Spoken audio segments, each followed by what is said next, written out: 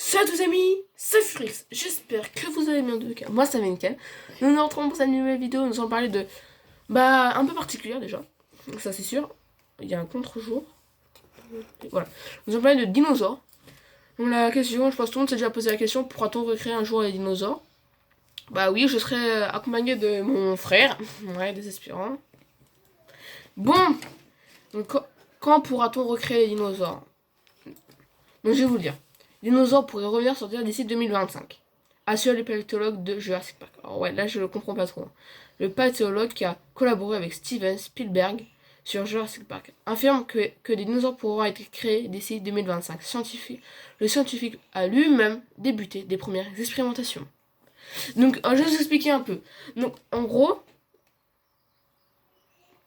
en 2010, ils ont pris le descendant direct des dinosaures, c'est les oiseaux.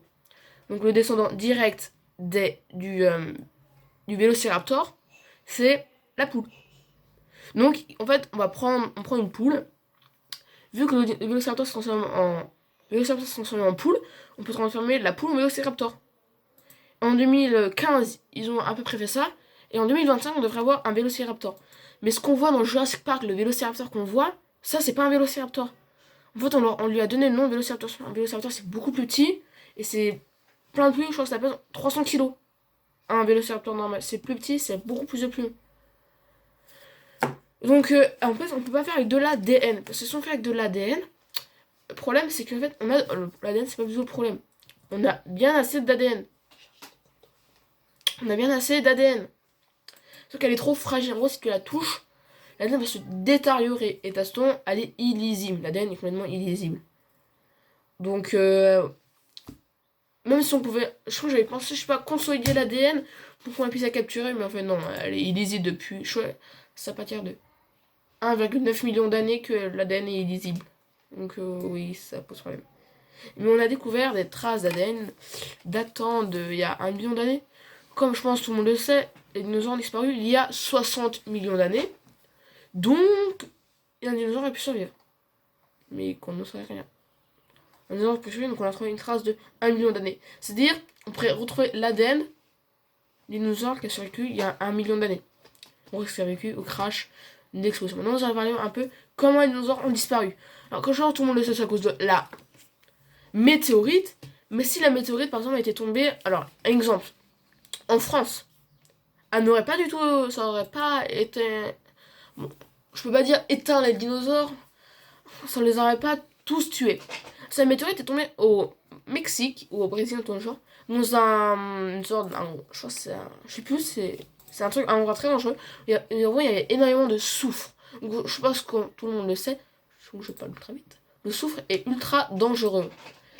C'est ultra toxique. Du coup, la météorite a craché. Ça libère tout le soufre dans l'air. Ça en fait un nuage. Et du coup, c'est ça qui a tué aussi les dinosaures.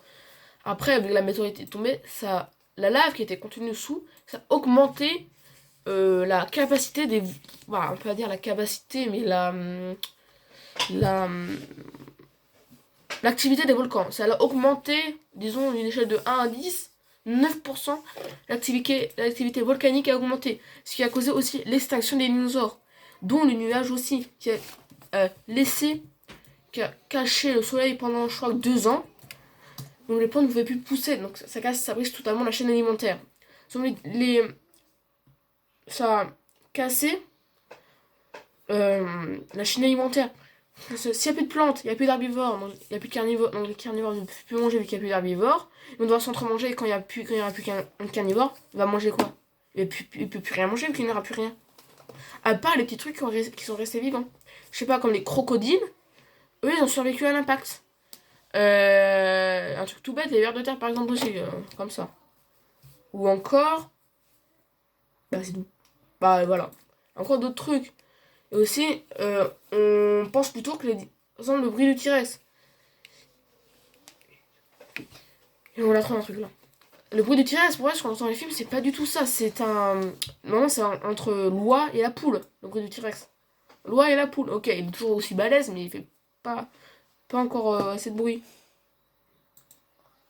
Bon, je pense, mon frère a trouvé quelque chose. Alors, t'as trouvé quelque chose? Ouais. Ok. Ça. Là, ça part Jurassic Park. Oh mais punaise, excusez-moi là. On va recréer aussi, il y a ça. Voilà, c'est ce que je voulais moi. Je vais vous lire. Entre 2000, c'est ce que j'avais parlé au début.